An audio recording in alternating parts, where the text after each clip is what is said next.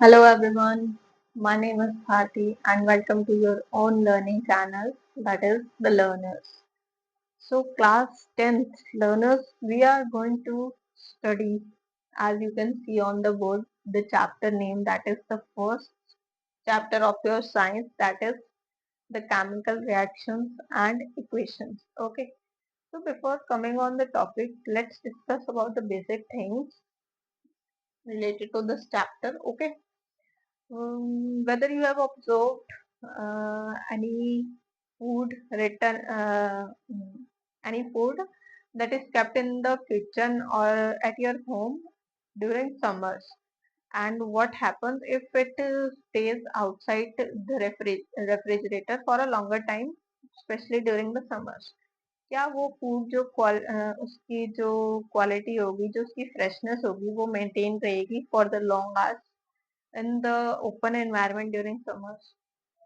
कभी माइंड में कोई क्वेश्चन राइज हुआ हो ऐसा कि क्या हुआ ऐसा उस फूड में कि उस फूड में जो हम कहेंगे जो उसका नेचर था, उसकी क्वालिटी थी, वो चेंज हो गई, या उसकी फ्रेशनेस जो थी वो मेंटेन नहीं रही आफ्टर द लॉन्ग आवर्स, अगर हमने उसको फुल एनवायरनमेंट में रख दिया ड्यूरिंग द समर, या फिर एक हॉट एनवायरनमेंट में रख दिया।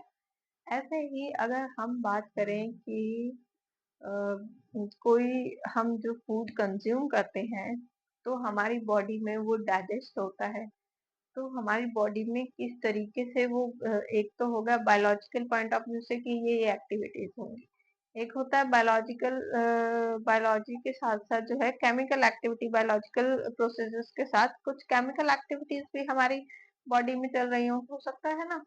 तो क्या वो केमिकल एक्टिविटीज थी, क्या वो केमिकल रिएक्शंस थी कि हमारी बॉडी ने जो है परफॉर्म की, और जो हमने फूड इनटेक फॉर्म तो कुछ और थी, ठीक है, लेकिन हमारी जो बॉडी में कुछ केमिकल रिएक्शंस अकर हुई जिसकी वजह से वो फूड का जो फॉर्म था वो चेंज हो गया। ओके, एक डाइजेस्टिव फूड में कन्वर्ट हो गया, तो उसको क्या बोलेंगे कि एक केमिकल रिएक्शंस परफॉर्म हुई, कुछ केमिकल नेचर जो था हमारी बॉडी में जो एग्जिस्ट करता है उसके वजह से वहां पर कुछ चेंजेस हुए। ओके, तो ये क्या होगा, एक बेसिक सी ऑब्जर्वेशन होगी, लाइक हमने फूड को आउटसाइड द एनवायरनमेंट ऑब्जर्व कर लिया या फिर इन आर बॉडी।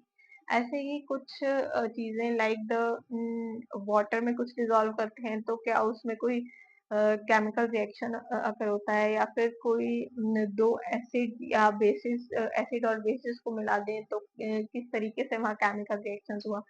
तो वो सब जो चीजें हैं वो हम इस चैप्टर में हम पढ़ने वाले हैं, जिसका नाम है chemical reactions and equations. Okay, ये हो गया आपकी बेसिक से बातें कि हमने जो फूड था, फूड की कुकिंग से पहले अगर हम एग्जांपल लेना चाहे, रॉ फॉर्म में वो किसी और तरीके से होता है, ठीक है, हमने उसको ईटिंग फॉर्म में कन्वर्ट किया तो उस वहां पर कोई ना कोई केमिकल रिएक्शन जरूर हुआ होगा, तभी तो उसका फॉर्म चेंज हुआ, ठीक है। एक रॉ से रॉ फॉर्म से वो एक फॉर्म में आया। ऐसे ही हमने जो केमिकल बेसिस पर होगा, ऐसी कोई केमिकल्स को इंटरमिक्सिंग किया जाए या बेसिक एसिडिक, बेसिक और न्यूट्रल जो चीजें होती हैं उन सब चीजों की कोई रिएक्शन करवाई जाए तो वहां पर किस तरीके से वो रिएक्ट करते हैं, वो सब चीजें हमने इसमें स्टडी करनी है। ओके, सो क्लास, हमारा जो मेन आपके पास एक प्रैक्टिकल और भी से दो एक एक्सपेरिमेंट गिवन है, वो है हमारे पास मैग्नीशियम ऑक्साइड का।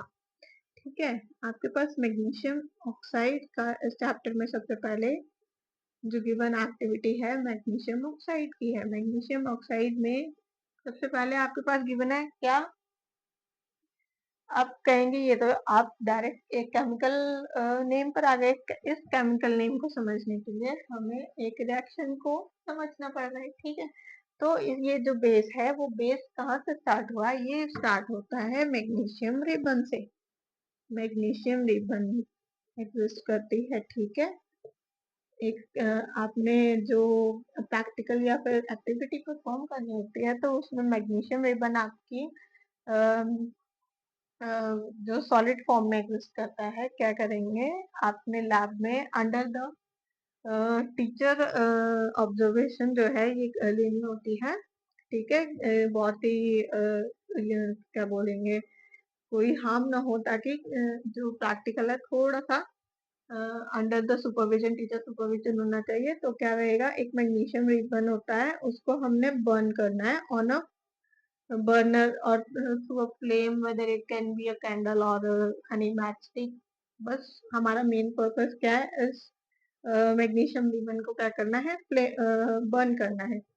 तो जब हम इसको बर्न करते हैं तो क्या होता है, with the help of pair of forceps या फिर टोंग हमने इसको होल्ड करना है, यानी कि डायरेक्ट हैंड से आप इसको बर्न कर रहे हैं, with the help of forceps और टोंग हम इसको होल्ड करेंगे और बर्न करेंगे तो मैग्नीशियम रिबन जो है कन्वर्ट हो जाएगा वाइट कलर पाउडर में। पाउडर फॉर्म जो है एग्जिस्ट कर जाएगी उसकी, मतलब कन्वर्ट होके हमें मिलेगी after the burning of the magnesium ribbon. तो मैग्नीशियम रिबन को जब हमने बर्न किया तो व्हाइट पाउडर फॉर्म जो हमें मिली है उसको हमने नाम दिया है मैग्नीशियम ऑक्साइड। ठीक है, ये व्हाइट पाउडर फॉर्म जब हमें मिली after the burning of the magnesium ribbon, burning कैसे पॉसिबल होती है, with the presence of air, in the presence of air ही बर्निंग जो है पॉसिबल है। ओके, तो मैग्नीशियम जो है, मैग्नीशियम ने किसके साथ रिएक्ट किया, बर्न होने के साथ साथ जो हमारे सराउंडिंग में, हमारे एनवायरनमेंट में ऑक्सीजन प्रेजेंट है, एयर के साथ उसने ऑक्सीजन के साथ रिएक्ट किया, तो मैग्नीशियम जो है कन्वर्ट हो गया किसमें, मैग्नीशियम ऑक्साइड में। तो इस पाउडर का नाम जो है उसको बोलते हैं हम magnesium oxide, that is the MgO। अब ये क्या आ गया हमारे पास, ये तो केमिकल नेम था इसका। केमिकल नेम के बाद ये क्या है, केमिकल एक रिएक्शन लिखनी है तो ये क्या बोलेंगे, एक रिएक्शन को लिखने के लिए केमिकल नेम को क्या जरूरत है, केमिकल नेम को केमिकल रिएक्शन के नेम की जरूरत है। ठीक है, तो ये जो नेम है वो नेम है आ गया हमारे पास MgO।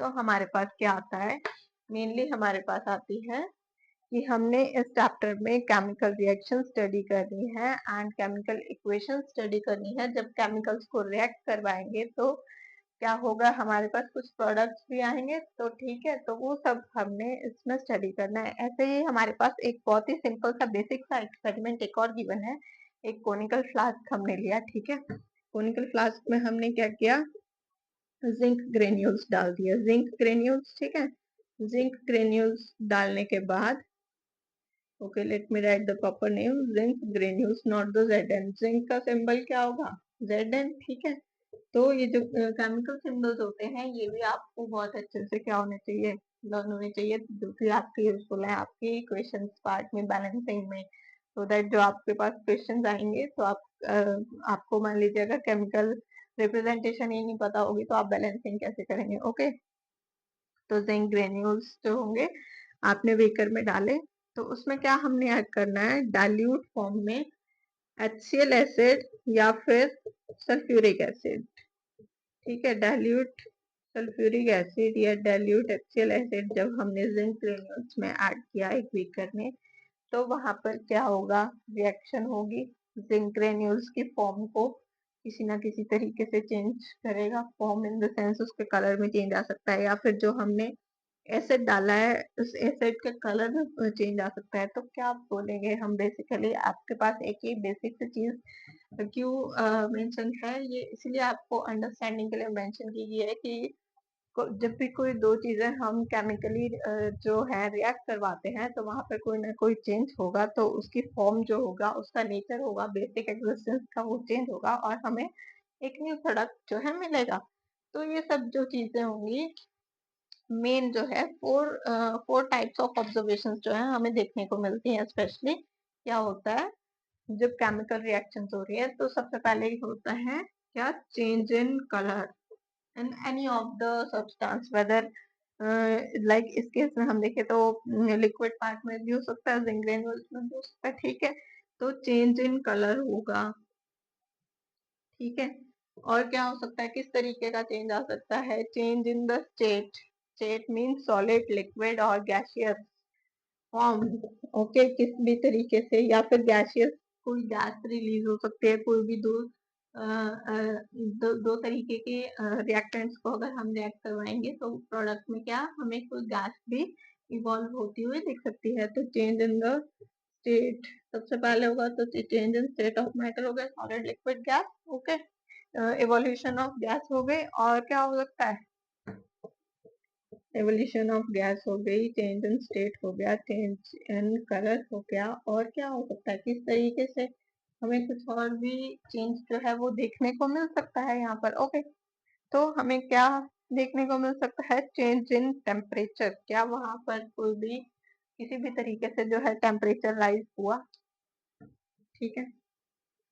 तो अगर इस तरीके की ऑब्जर्वेशन हम कोई भी दो रिएक्टेंट्स को हम अगर कर रहे हैं इन्वॉल्व हमारे जो एक्सपेरिमेंटेशन में है, और इन सब चीजों में से कोई भी हमें अगर एक भी तरीके का क्या एक भी स्टेप हमें ऑब्जर्वेशन में मिल रहा है, तो क्या हो रहा है वहां पर, केमिकल रिएक्शन हो रही है, और केमिकल रिएक्शन होगी तो केमिकल इक्वेशन बनेगी, ओके। तो यही था मेन पार्ट आपका, कि हमने कोई भी एक्सपेरिमेंट किया, कोई भी एक्टिविटी परफॉर्म की, तो इस 4 स्टेप्स में से अगर हम कोई भी स्टेप ऑब्जर्व करते हैं, तो वहां पर क्या we can observe a chemical reaction over there, chemical reaction takes place, okay.